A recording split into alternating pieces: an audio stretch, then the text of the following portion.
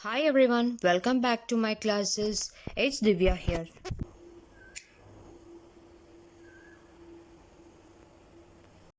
Hope you all will do the revision test properly. Now let us come to our portion for today, that is phase changes of matter or change in state of matter. You have already seen about solid, liquid and gases, their properties.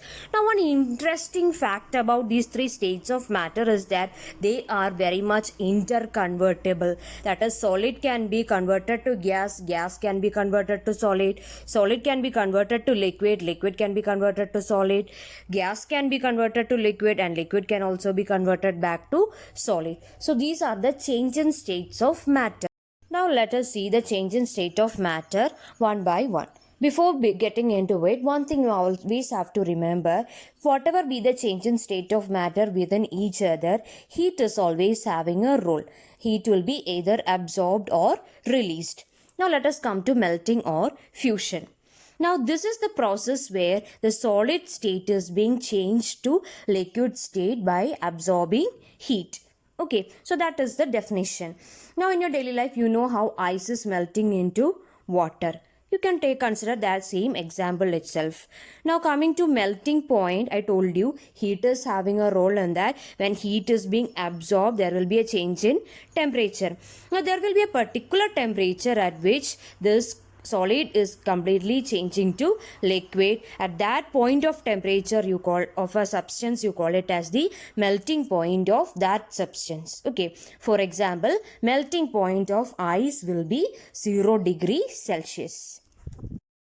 Now, when you talk about the change in state from solid to liquid state, we have already seen how the molecules are packed in solids, right?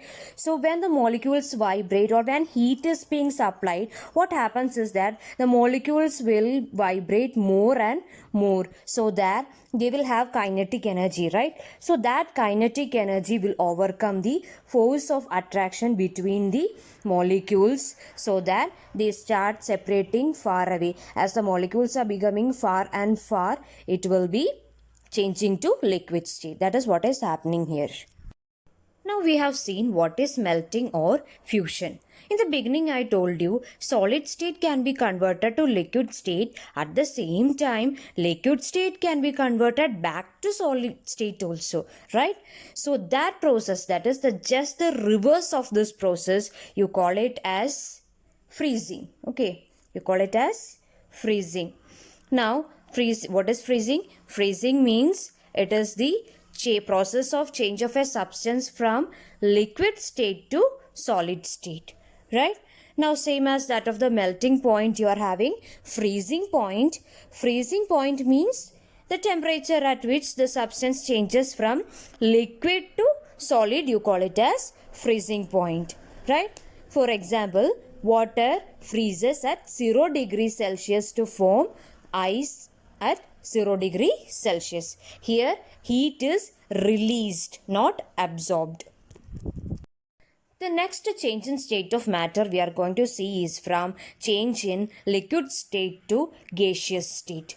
So that process of changing of a substance from liquid to gaseous state, you call it as boiling or vaporization. Now similar to your melting point, here also heat is being absorbed, so that temperature has a role, and now the temperature at which the substance changes from liquid to gaseous state, you call it as boiling point of that substance. For example, boiling point of water will be 100 degrees Celsius. Now same as that in case of this vaporization or boiling, here also what happens when heat is being absorbed, the temperature rises, the molecules will start moving so faster, so that it acquires kinetic energy so as to overcome the intermolecular force of attraction between the water molecules, so that the molecules will separate far away from each other and escape as water vapor. Now we have seen what is boiling or vaporization. Like how we have seen the opposite of melting is freezing. Here we have condensation. Okay, so the condensation means, just like you have learnt your freezing and freezing point, condensation means the change of state from gaseous to liquid. Boiling is from liquid to gaseous. Condensation means the process of change in substance from gaseous state to liquid state. You call it as condensation. Now you are having condensation point of vapor, the temperature at which the substance changes from gas to liquid state. You call it as condensation point of vapor. Now for example, the steam at 100 degrees Celsius condensing to water at 100 degrees Celsius. That is an example. Here heat is being rejected.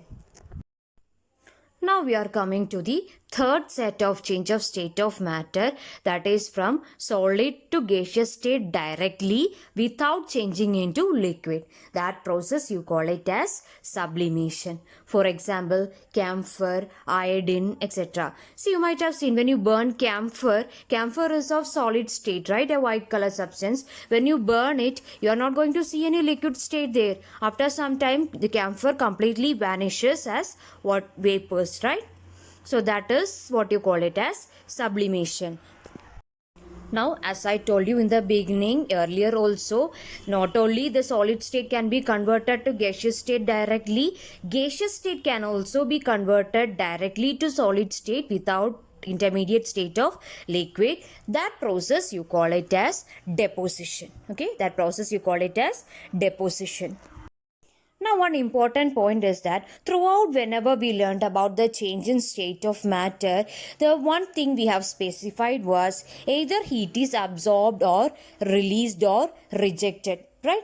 So this process, or the amount of heat absorbed or rejected during the change of state for a unit mass of the substance, you call it as specific latent heat. Okay, you call it as specific latent heat, and it is measured in joules per kilogram. Now we are coming to the last topic of your chapter, that is evaporation. Evaporation is actually something similar to your vaporization. That is, it is also a process of liquid changing into a gas, but there are some differences. So differences means, the first difference is that evaporation, it can take place at any temperatures, all temperatures, but vaporization, it will take place only at a fixed temperature. Now next difference is that evaporation, it is a very slow process, but vaporization, it is a very fast process. Third difference is that evaporation takes place only at the surface, or you can say that evaporation is only a surface phenomenon, but vaporization, it takes place in the entire liquid. Now the last difference is that evaporation, it causes cooling effect, but vaporization, it cannot cause any cooling effect, right? With this, we are winding up today's portion.